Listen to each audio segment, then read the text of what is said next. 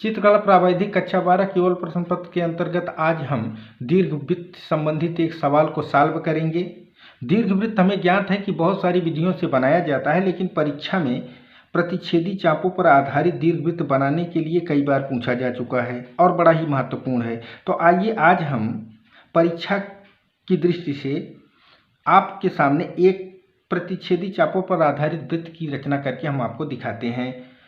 प्रश्न है, प्रतिच्छेदी चापों द्वारा एक दीर्घवृत्त की रचना कीजिए अथवा खींचिए जिसके दीर्घ अक्ष तथा लघु अक्ष क्रमशः AB बराबर 8 सेंटीमीटर तथा CD बराबर 6 सेंटीमीटर हैं। दीर्घवृत्त पर बिंदु P पर एक स्पर्श रेखा तथा अभिलंब खींचिए। तो दीर्घवृत्त के लघु और दीर्घ अक्ष दिए गए हैं। आइए सबसे पहले हम दीर्घवृत्त का AB 8 सेंटीमीटर का दीर्घ अक्ष खींच लेते हैं। सबसे पहले 8 सेंटीमीटर की एक रेखा खींचेंगे जो दीर्घवृत्त होगा। इस तरह से खींच देंगे। यह दीर्घवृत्त का दीर्घ अक्ष है AB। AB खींच लेने के बाद हम इस AB का लंबार्धक करेंगे। लघु अक्ष ज्ञात करने के लिए आधे से अधिक दूरी ले लेंगे और ऊपर की ओर इस तरह से और फिर नीचे की ओर चाप लगाएंगे।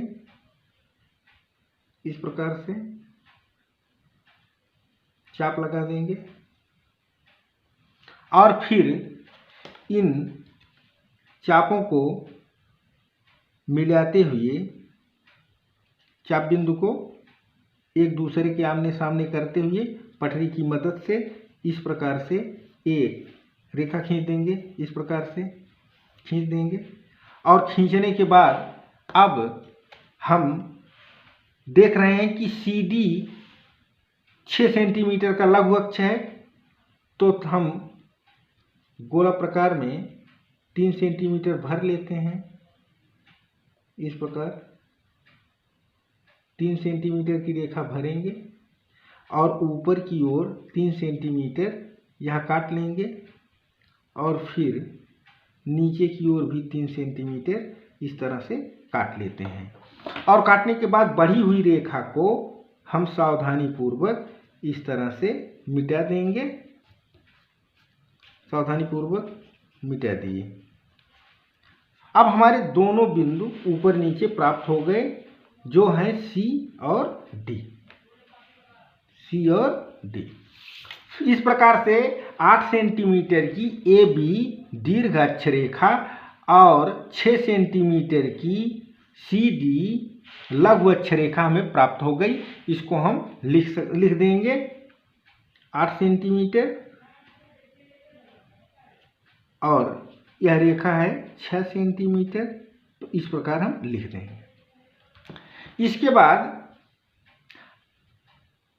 प्रतिच्छेदी चापों के माध्यम से दीर्घवृत्त बनाने के लिए सबसे पहले हमें दीर्घ अक्ष पर 2 नाभियां प्राप्त करनी होती हैं।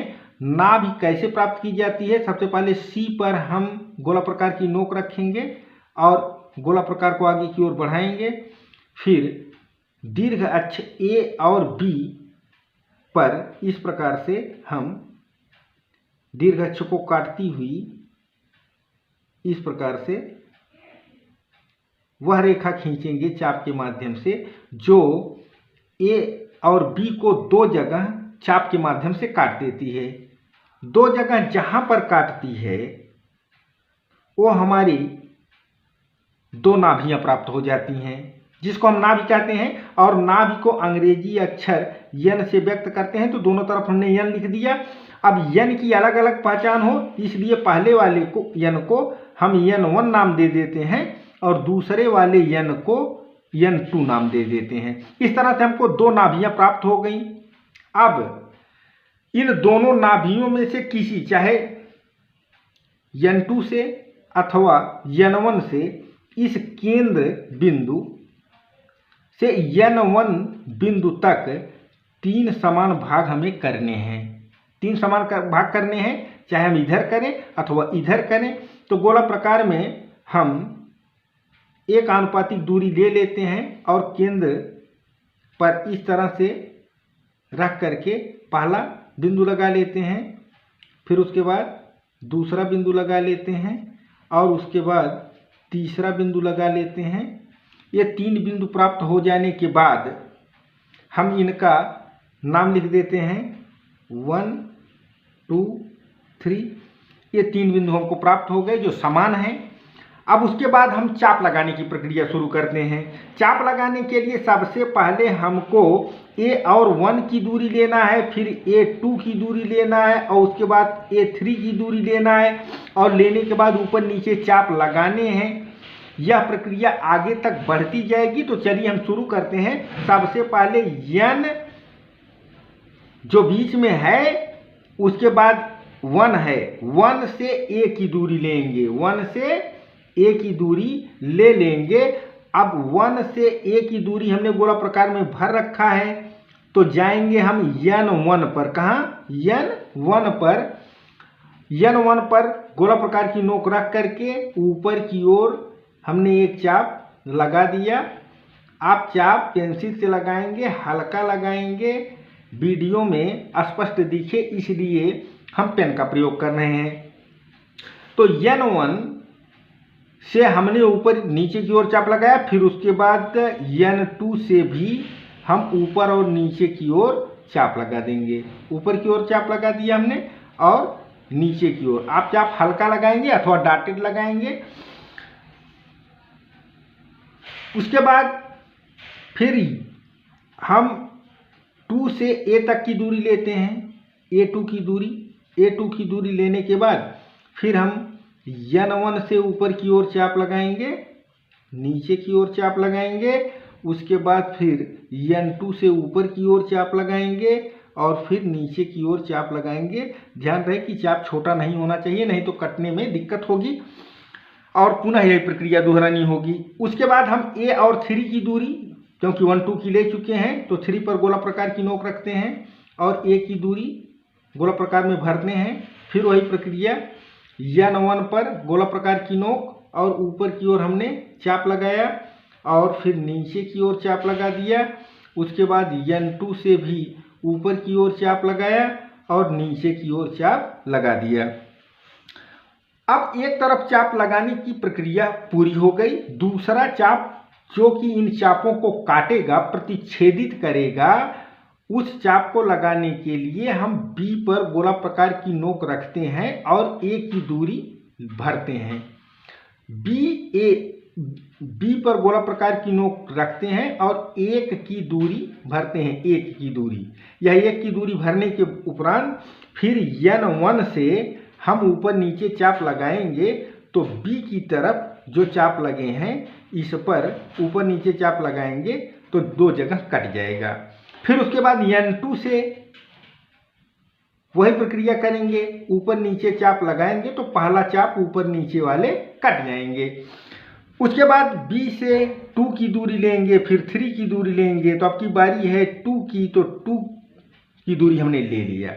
2 की दूरी लेने के बाद हम N1 से चाप लगाएंगे तो B साइड में ऊपर वाला दूसरा और नीचे वाला दूसरा चाप देखिए कट गया।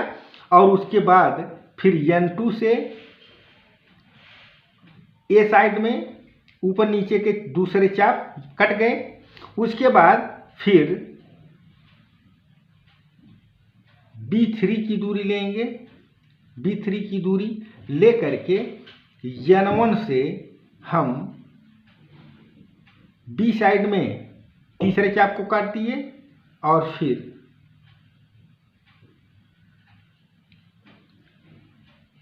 नीचे वाले चाप को काट दिए। उसके बाद N2 से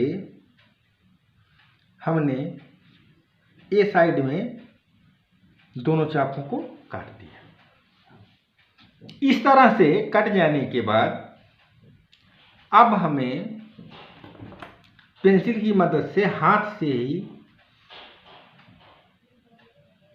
ये सभी चाप काट बिंदुओं को मिलाते हुए आगे बढ़ना है। इस तरह से वक्राकार इस प्रकार से मिलाते हुए बढ़ेंगे पेंसिल की सहायता से, इस तरह से। ए से मिलाते हुए, देखिए स्पष्ट मिल रहा है। यही हमारा बिंदु था सी बिंदु। सी बिंदु से मिलाते हुए ए से बढ़ेंगे और उसके बाद फिर अगले चाप बिंदु पर, फिर अगले चाप बिंदु पर, और उसके बाद इस तरह से घुमाव देते हुए इस बिंदु पर हम चले आए और फिर इस बिंदु को भी सावधानी से ऐसे वक्र करते हुए घुमाव देते हुए यहाँ चले आएंगे और फिर इस बिंदु से इस तरह से हर चाप काट बिंदुओं से होते हुए हम इस तरह से जाएंगे। इस प्रकार ए से इस प्रकार से बना देंगे। इस प्रकार से बनाते हुए आगे की ओर बढ़ेंगे और लास्ट में फिर इसको मिला देंगे। तो इस तरह से हमारा दीर्घवृत्त बन जाएगा। अब इसे हम गहरा करके आपको दिखा दे रहे हैं कि चाप काट बिंदुओं को किस तरह से हम मिलाए हुए थे। इस तरह से ऐसे मिलाते हुए आगे बढ़े थे। आप केवल 2B पेंसिल का प्रयोग करेंगे अभीष्ट रेखा खींचने के लिए। हम पेन का प्रयोग इसलिए कर रहे हैं जिससे रेखाएं स्पष्ट दिखें। इस प्रकार से बिंदु मिला देंगे। सारे चाप काट बिंदुओं को इस तरह से मिलाते हुए ऐसे वक्र देते हुए इस प्रकार से मिला देंगे। सभी चाप काट बिंदु इस तरह से मिलते हुए सावधानी के साथ इस प्रकार से मिलाते हुए आगे बढ़ेंगे।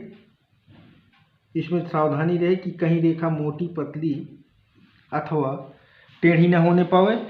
इस प्रकार से बन जाने के बाद हम देख पा रहे हैं कि हमारा दीर्घवृत्त बन करके तैयार हो गया। लेकिन सवाल में आगे कहा गया है कि दीर्घवृत्त पर बिंदु P पर एक स्पर्श रेखा तथा विलंब खींचिए। अब यहाँ दीर्घवृत्त की परिधि बन करके तैयार हो गई है जिसमें P बिंदु हमें ज्ञात करना होगा। तो हम वृत्त की परिधि पर एक जगह एक बिंदु ले लेते हैं जो P बिंदु होगा और इस P बिंदु को हम N1 और N2 से मिलाते हुए आगे की ओर बढ़ा देते हैं।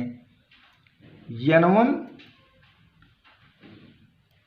अर्थात नाभि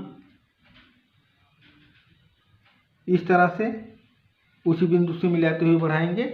N1 और N2 से P बिंदु को जो हमने लिया था मिलाते हुए आगे की ओर हम बढ़ा देंगे। बढ़ाने के बाद जो एक कोण बनता है इसी कोण का हमें अर्धक कर देना है तो अभिलंब बन जाएगा। इस कोण का अर्धक करने के लिए सबसे पहले P बिंदु पर हमें गोला प्रकार की नोक रखनी है और इस तरह से एक चाप लगा देना है। चाप आप डॉटेड में लगाएंगे, डॉटेड रेखा में, और चाप लगाने के बाद इस तरह से दोनों सिरे से ऊपर नीचे चाप हम काट देंगे। यह चाप कट जाने के उपरांत अब P बिंदु से चाप के काट बिंदुओं को मिलाते हुए एक रेखा अभीष्ट रेखा हम खींच देंगे क्योंकि वो कहा है अभिलंब खींचने के लिए। तो यह हो जाएगा अभिलंब, अभिलंब। अब एक स्पर्श रेखा भी खींचनी है P बिंदु पर। तो हमें इस कोण का हमने अर्धक किया था, अब इस कोण का हमको अर्धक करना है। P बिंदु पर हम रखेंगे और N1 से जो रेखा आई है इस रेखा से होते हुए N2 की रेखा काट करके जो आगे की ओर बढ़ी है यहाँ इस पूरे कोण का हमको अर्धक करना है। और उसके बाद गोला प्रकार की नोक यहाँ रखनी है और आगे हम इस प्रकार से दोनों तरफ से चाप लगाएंगे। चाप का जो काट बिंदु प्राप्त होगा यहाँ प्राप्त हुआ है। अब P बिंदु से इस चाप के काट बिंदु को मिलाते हुए इस तरह से हम खींचेंगे तो हमारी स्पर्श रेखा भी बन जाएगी। स्पर्श रेखा बन गई। इस तरह से हम दीर्घवृत्त प्रतिच्छेदी चापों द्वारा बना करके P बिंदु पर अभिलंब तथा स्पर्श रेखा खींच सकते हैं। यदि हमारे चैनल पर आप पहली बार आए हैं तो हमारे चैनल को सब्सक्राइब कर लीजिए, बेल आइकन प्रेस करके ऑल सेलेक्ट कर लीजिए, जिससे प्राविधिक कला से संबंधित अथवा चित्रकला से संबंधित जो भी वीडियो हम अपलोड करें उसका नोटिफिकेशन आपको तत्काल मिलता रहे। हमें उम्मीद है कि यह दीर्घवृत्त से संबंधित क्वेश्चन सॉल्व करने में यह वीडियो आपको काफ़ी मदद पहुंचाएगा और आप परीक्षा में आने पर इस पद्धति का प्रयोग करके अच्छे अंक ला सकेंगे। आज के वीडियो में इतना ही। मिलते हैं अगले वीडियो में। तब तक के लिए धन्यवाद। जय हिंद, जय भारत।